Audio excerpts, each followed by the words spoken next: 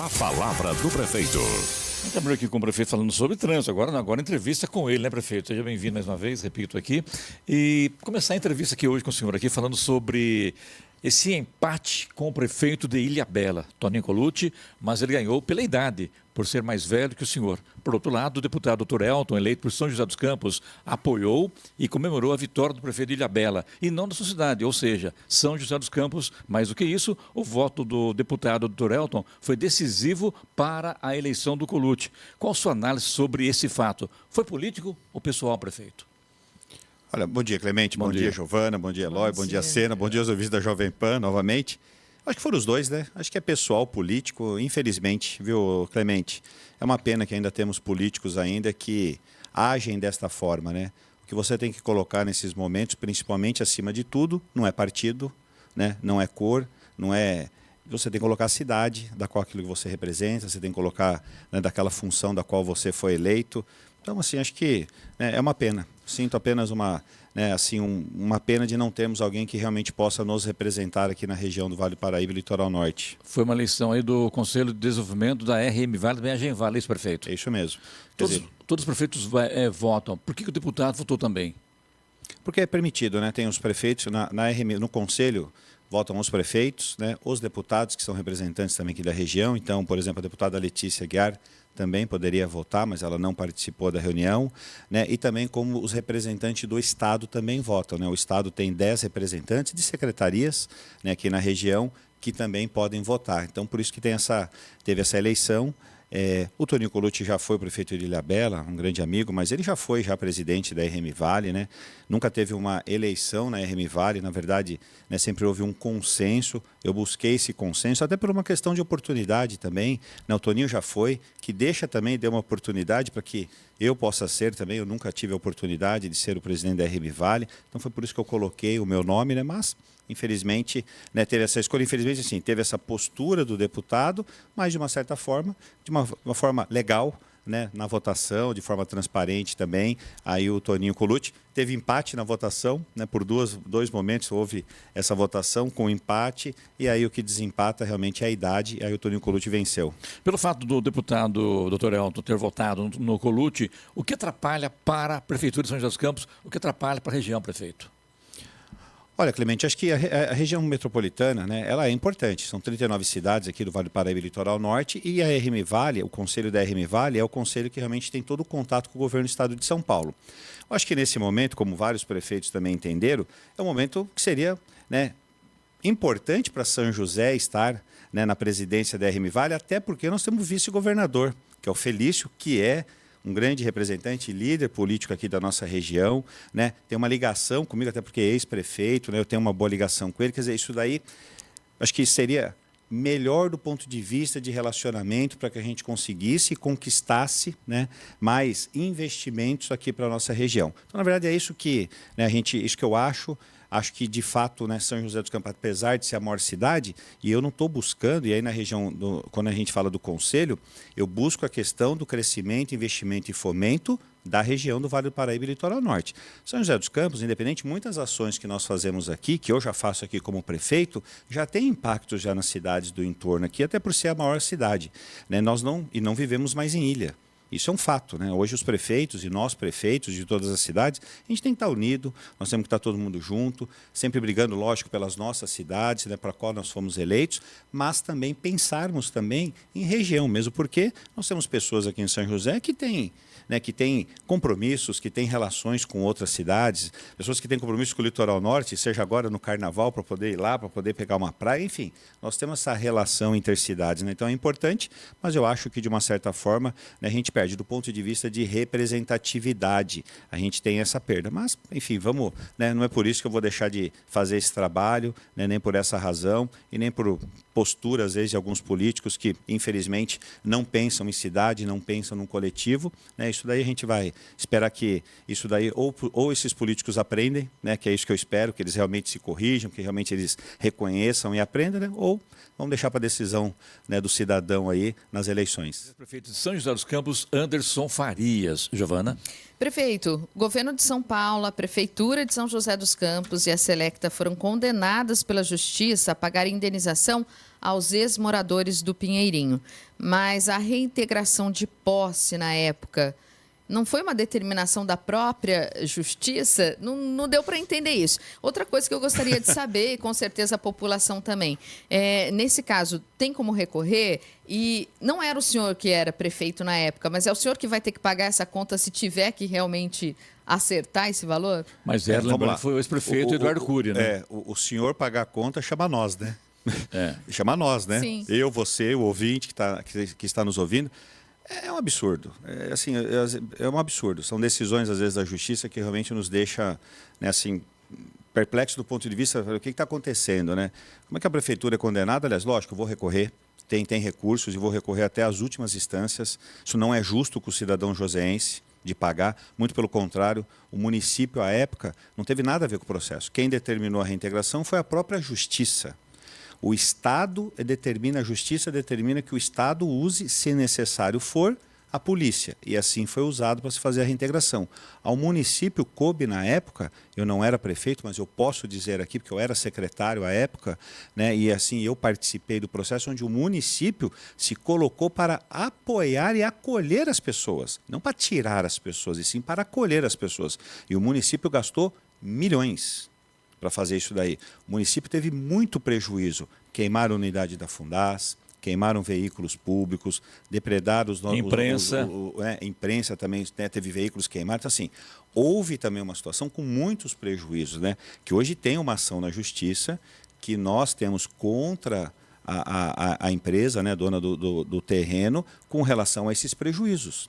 Essa ação corre ainda, né? Nós estamos hoje num processo de negociação, mesmo porque essa área, neste momento, não está mais vinculada com ações trabalhistas, né? Com o que ela estava na época. Então, a gente não parou, a nossa Procuradoria continua com o processo. Mas não tem lógica essa indenização. Foi uma decisão da juíza aqui de São José dos Campos, né? Dessa decisão. Nós vamos recorrer, não tenha dúvida disso, e vamos levar até a última instância, porque eu não vou tirar R$1 do bolso de nenhum cidadão joseense para pagar uma indenização que, além de tudo, é indevida, né? Não tem nenhuma lógica sobre essa questão da indenização, mesmo porque todas aquelas pessoas foram beneficiadas com recursos públicos, né? Além de tudo, até contrariando até a minha ideologia, porque eles invadiram. Não deveriam ter. Eles passaram na frente de muitas pessoas que estão até hoje pagando aluguel, até hoje acordando 5 horas da manhã, trabalhando muito para poder pagar aluguel, porque teve mais de 1.500 pessoas que passaram na frente, famílias, e receberam suas casas. Já está feito. Isso já está feito, aliás, e eu dou um grande... Né, não deixo nenhuma dessas pessoas que estão lá no Pinheirinho dos Palmares. A gente leva toda a nossa infraestrutura, o melhor que nós temos, melhor escola, melhor creche, a nossa unidade de saúde, vamos construir um polo esportivo, isso não tem nenhum, a gente faz todo o atendimento e acolhimento. Mas, do ponto de vista, eu preciso dizer que não acho justo de ter passado na frente. E, na época, isso aconteceu. E agora temos que indenizar, quer dizer... Teve recursos públicos, da qual foi feito o acolhimento e atendimento dessas pessoas. Quer dizer, uma decisão completamente, né, descabida do ponto de vista da justiça ter essa de indenizar. Mesmo que seja até pelo Estado. Né? Mesmo que seja até pelo Estado. Da empresa proprietária, eu acho que, do ponto de vista de uma forma geral, todos os donos e proprietários também deveriam ser responsáveis, deveriam ser responsabilizados, né? Porque você vê, hoje eles têm uma estrutura lá na área deles para impedir que haja invasão, né? Porque também tem muitos proprietários, às vezes, que ele fica lá rezando para que faça invasão, né? Porque aí você desapropria de forma indireta ou de forma direta, quer dizer, você tem. Então, tem que responsabilizar. Aqui em São José dos Campos, quando a gente fala de regularização de áreas, com situação diferente, né? Porque ele faz o loteamento, faz de forma irregular, a gente hoje responsabiliza o dono da área. Tem dono aquela matrícula, aquela área, aquela terra tem dono, tem que responsabilizar ele. Né? É crime o que ele comete. E lá na coisa não foi um crime, mas ele permitiu. Né? Foi omisso do ponto de vista de não ter tomado nenhuma atitude. Quando ficou, já era uma situação, né, que foi uma situação, estamos falando de mais de 1.500 pessoas, né, ou famílias que estavam lá naquele local. Prefeito, estava vendo aqui ontem no seu Instagram e vi um post de você falando sobre as pessoas em situação de rua e que aqui todos eles são acolhidos. Daí me chamou a atenção que tem a perua, a viatura da prefeitura que faz esse acolhimento, né? o cidadão está ali, ele está sem alimentação, está o dia todo ali na rua praticamente, ele pode ser levado a algum lugar, se alimentar e ser devolvido à rua ou não pode? Como é que funciona isso? Porque me chamou a atenção. Se tem essa acolhido, cara, mas eu não quero ficar, eu quero voltar para a rua, que é um direito dele. A gente tem abrigo, a gente leva essas pessoas com acolhimento, né?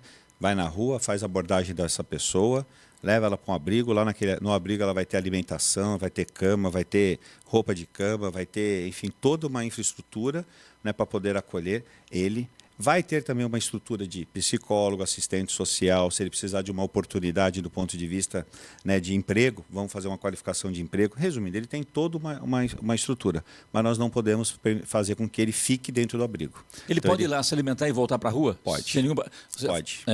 A prefeitura recolhe e libera. Tá. Hoje nós estamos terminando de fazer um levantamento, Clemente, até que é importante, para a gente já sabe nome e endereço de todas essas pessoas. Nós temos um número de pessoas que passam por São José dos Campos, né? Na rodovia Presidente Dutra tem um número de quase 500 pessoas por mês que passam pela rodovia, são andarilhos. Então tem muitas cidades, isso também é uma outra situação também, que isso deveria ser resolvido. Cidades que mandam pessoas para cá e hoje não precisa mais ter van, dá passagem e vem de ônibus mesmo. Desce na rodoviária, por isso que nós temos um centro POP, né, um centro de atendimento assistencial dentro da rodoviária aqui em Termano, que é o local por onde mais entra essas pessoas. Então a gente acaba, isso quando a gente consegue identificar que elas estão chegando ali dessa forma, né, sendo encaminhadas por outras cidades com passagens que foram compradas pela assistência social. Mas a gente faz todo esse acolhimento. Hoje a gente está fazendo a identificação que a gente percebe que muitas dessas pessoas recebem auxílios, né, recebem benefícios do governo federal, estadual, às vezes até o municipal, e ela fica um período no abrigo e quando ela recebe, ela sai. Aí ela volta. Então ela tem esse ciclo de ter essa relação. Essas pessoas, elas são de São José dos Campos, têm familiares em São José dos Campos, mas já está rompido a relação familiar, já tem uma outra situação, né? Quer dizer, já não mora mais na casa com a família, já está em outra... E a gente faz todo o trabalho de tentar fazer essa reconciliação familiar, de conversar com as famílias, os parentes, mas é um processo, né, que não é fácil, é um processo muito difícil e a legislação não permite com que aqueles que precisam de ajuda do ponto de vista de tratamento, né, de dependência, nós não podemos fazer a internação compulsória, né, tem que haver, né, uma autorização dele próprio, né, como é que ele vai decidir algo se ele está sem condições de decidir, né? Quer dizer, então, infelizmente, às vezes você tem a mãe pedindo por um filho, né? E aí nós estamos falando de maior de idade, né? Menor de idade, é lógico que os pais têm a autonomia e pode sim fazer o processo, mas maior de idade, nem a mãe pode, nem ela pedindo, nem ela implorando, nem ela, né, nos solicitando, né, essa ajuda, a gente pode tomar uma atitude dessa. O prefeito de Caçapava decretou na tarde de ontem estado de emergência para a dengue e também para a febre amarela. Isso para São José. São José já queria ser uma cidade mais complicada em termos de dengue. Caçapava está com um problema sério de febre amarela. Isso chega aqui em São José. Como está a situação em São José, prefeito? Em São José, os números também não são bons. São números altos, principalmente de infecção. Mas os casos de notificação, aliás, eles estão maiores do que o do ano passado. Mas o de contaminação estão um pouco menores. Mas isso não quer dizer que nós estamos numa situação tranquila, muito pelo contrário, a gente ainda não entrou num período que agora no início do mês de março, que é um período mais, né, que se agrava ainda mais. O que nós fizemos agora já essa semana, a gente já contratou uma nova empresa para poder nos auxiliar e a gente aumentar o número de equipes nossas nas ruas, para a gente poder combater os criadores. Então a gente vai ter a partir de segunda-feira uma empresa já, né, colocando aí mais pessoas juntamente com os nossos agentes nas ruas, para a gente poder aumentar muito mais a nossa fiscalização e a nossa parte de pulverização pela cidade, uso de drone. Então, assim, a gente tem fazendo os controles, a gente faz os controles por micro-região, por bairros. Então, a gente vem fazendo a parte do Casa Limpa, que é o, né, de nós tirarmos, a gente está fazendo, antes era uma vez por semana, nós estamos fazendo, né, 3 vezes por semana, né, em todos os bairros que a gente tem os números que chamam um pouco mais atenção, fazendo também rastreamento de drone também, né, com identificação de locais, que às vezes a gente não consegue ter acesso. Então, nós estamos fazendo várias ações com esses números. Por outro lado, nós estamos também totalmente preparado.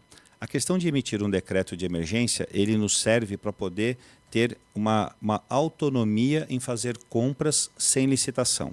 ok? Ou até de conseguir fazer algo que você precisa fazer com emergência. Em São José eu não tenho essa necessidade, né?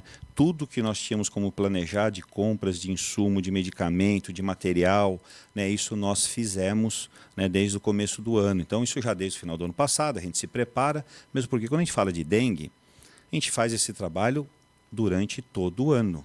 Durante todo o ano a gente faz o trabalho de educação, fiscalização, né, de visita às casas, que a gente tem esse trabalho. Então, por isso que a gente não emitiu esse decreto por causa dessa necessidade. O decreto de emergência não quer dizer que a cidade não esteja em emergência. Nós estamos trabalhando de acordo, não estamos trabalhando com a nossa rotina do dia a dia. Muito pelo contrário, todas as equipes estão mobilizadas, contratamos empresa para poder reforçar com os nossos agentes, então nós temos aí várias ações. Agora, quando a gente também pega pelas cidades vizinhas, isso tem uma relação muito forte, principalmente quando a gente fala agora da febre amarela, porque em Caçapava já teve um caso. Então a gente também acompanha, quando tem esse caso, aqui também em São José dos Campos, a gente já começa também a fazer os bloqueios, como assim na Secretaria de Saúde faz. O Jorge Zenha tem um comitê, né, ali com pessoas ali que diariamente se reúnem. Que é o secretário de Saúde. Que é o secretário de Saúde, o Jorge Zenha, juntamente com outros secretários de outras áreas da manutenção da cidade, que é o que faz a Casa Limpa, né, com a secretária de Educação, que também tem as suas escolas, muitos prédios, né, isso também com uma parte de educação com os nossos alunos, professores e os pais. Então a gente tem várias ações que a gente, né, vem fazendo. Estamos com programação, né, de publicidade na televisão, rádio e televisão também, com dicas, né, com informações, panfletos. Então a gente reforçamos e muito, né? Esse daí é uma questão que não adianta só essas ações. Tudo isso que eu estou dizendo, todas essas ações que nós estamos fazendo, 10 milhões de reais que nós vamos gastar nessas ações de forma extra, né, extra orçamentária, não vale nada se as pessoas não aderirem a esta guerra. É uma guerra. É um mosquitinho que mata. Vamos falar bem assim no português, claro. É um mosquito que mata. E isso depende de cada um de nós, de realmente nós cuidarmos do nosso quintal, né, para que a gente possa realmente combater, né, e aí preservando vidas. Prefeito, falando em cuidar, os moradores do Jardim Satélite estão preocupados porque na rua Porto Novo tem uma caixa d'água na estação ali da Sabesp, é um ambiente ali da Sabesp, que está acumulando água na parte de cima. Eles até mandaram uma foto para a gente e estão com medo devido à dengue. Eles já reclamaram no 156, mas até agora nada foi feito, prefeito. Não, pode ter certeza que não vão fazer. Se puder, quem reclamou mandar o protocolo do 156, até para a gente ver se tem alguma falha. Hoje, todas as informações que chegam no 156 com relação a casos como esse, nós temos que atender em menos de 24 horas. Aliás, temos equipes para que a gente possa fazer isso. Então, para a gente poder primeiro corrigir se houve algum erro de comunicação e, lógico, que vamos tomar já essas providências já de emergência. Isso aqui é da Sabesp, né? Que são próprios públicos, né, do Estado, sim, é isso? Sim, não? Então... Da mesma forma que tem próprios públicos nossos também, né, o Clemente? A gente pede também para a população registrar no 156. Hoje até... todo o nosso sistema de operação do 156 também está trabalhando também em outra escala, com as informações, tudo que entra desde pelo aplicativo, né, tudo que é relacionado com relação à dengue, né, o próprio sistema ele já trata de forma diferente, já encaminha para, né, uma unidade hoje já responsável, já de forma centralizada, para que a gente possa ter essas ações muito mais rápidas, né, e não ficar tramitando, às vezes, né, vai para uma secretaria para fazer uma avaliação, para falar, não, isso daqui vamos mandar para outra, não. Tudo que é dengue, água parada, tudo que é esse tipo de denúncias e informações, hoje nós temos um outro tratamento com essa informação para que a gente possa agir rapidamente. Em São José, prefeito, houve caso de febre amarela ou não? Não, ainda não. Não temos nenhum caso ainda. Tomara que não tenha, né? Não, tomare, né? Para a dengue, são quantos casos? Você tem esse número? Não me recordo agora, para a dengue, agora de casos notificados, não me recordo, são mais de 4 mil que já foram notificações, que a gente já teve, né? Mas de casos de dengue, acho que nós estamos indo um pouco mais de 250 que realmente teve. Temos um caso de morte confirmado e um caso de morte em investigação. O Antônio Faria, São José dos Campos, já tem os dados sobre os casos de dengue em São José. O seu assessor aqui, o Lucas Vinícius, é rapidinho, né? A gente já foi atualizar as informações, né? Você me perguntou. Que é importante, né? São mais de 7 mil, caso eu falei em 6 mil, são mais de 7 mil notificações, 7.604 notificações. São 600 casos, nós temos em São José, uma morte já confirmada, né, por dengue e uma sendo investigada, né? E aí nós temos hoje a situação, diariamente se emite um boletim, né? 2 vezes por dia se emite um boletim. Então, a gente tem em UTI hoje internado 4 pessoas e em enfermaria 12 pessoas que nós temos hoje internado com dengue, né? E chikungunya, nós temos 52 notificações e ninguém internado nem em UTI, nem em enfermaria. Então não tem ainda confirmação então, sobre chikungunya? Não. Então tá certo. Giovana, vamos falar sobre os nossos ouvintes? Isso, estão participando Aliás, aqui. Léo Moreno, muita coisa chegando, né? Clemente, você não bota fé. Inclusive, não só pelo nosso WhatsApp, mas também pelo chat do YouTube. Agora, é importante a gente colocar para a nossa audiência que, infelizmente, são muitas participações, então é óbvio, todo mundo, não dá tempo de atender todo mundo ao vivo aqui, né, durante a entrevista. Mas como já combinado com o prefeito, a gente encaminha todas as participações, a gente vai anotando todas elas ao longo da entrevista e encaminhamos depois para o prefeito Anderson. Todas chegarão lá até o prefeito. Isso quer dizer que o tempo é pouco. O programa precisa Então, quer dizer aumentar o tempo. Isso, vou correr, prefeito. No Jardim Colorado, os moradores estão reclamando que está sempre no final da tarde acabando a água e também a energia. Fora isso, as calçadas e meio-fio estão cheias de mato. Calçadas meio-fio, fiscalização, isso daí é de... Né? Calçada, né, ela é pública, mas ela é de responsabilidade do proprietário, né? Morador, isso é sempre tem pessoas às vezes que é de responsabilidade do proprietário. A gente faz a fiscalização e em muitos casos, ou em casos que aquele mato está trazendo algum tipo de dano ali para a vizinhança, a prefeitura faz a roçada, tira o mato e a gente cobra do proprietário, principalmente em terrenos, né? Em terrenos baldio, que isso daí às vezes acontece, que a pessoa é responsável pelo terreno e pela calçada. E para o mosquito da dengue é fantástico isso, né? Esse é o preferido deles, né? Então, a gente faz a fiscalização. Com relação à falta d'água, infelizmente, a gente está tendo um problema novamente com a Sabesp, é uma relação entre Sabesp e EDP, é a falta de energia que deixa de ter o abastecimento de água, é a falta de investimento da Sabesp para ter dispositivos que, quando falta energia, que tenha um dispositivo que não falte a água nas suas bombas, né, que fazem toda a parte de abastecimento. A Sabesp está em obras em São José dos Campos, aliás, com grandes obras em São José dos Campos, tem lá no Jardim Paulista, tem uma grande obra indo para o Jardim da Granja, na Cidade Jardim, terminando agora lá no Dom Pedro, para poder dividir toda a parte de abastecimento. Então, assim, a Sabesp está fazendo os investimentos, mas a falta de comunicação que tem com relação à falta d'água, que seja por manutenção, ou mesmo quando seja por emergência, que ela consegue ter, tem que ter essa informação. Se falta energia, tem que ter a informação de que está desligado aquele equipamento e que em 6 horas aquele bairro, aquela região vai ficar sem água. Então, a gente cobra muito da Sabesp. Semana passada, multamos a Sabesp em R$200 mil pelo PROCON. A gente já tem uma ação já no PROCON já desde 2023. Lembra, em 2023 nós tivemos aqui um caos com relação a não abastecimento, a uma ação de forma coletiva que a Prefeitura, né, moveu contra a Sabesp no PROCON, e a semana passada nós já aplicamos uma multa de R$200 mil na Sabesp pelo PROCON, pela falta de abastecimento, falta de informação também junto aos seus clientes. Prefeito, a Sabesp não tem gerador de energia? Tem que ter. Hoje tem tecnologia.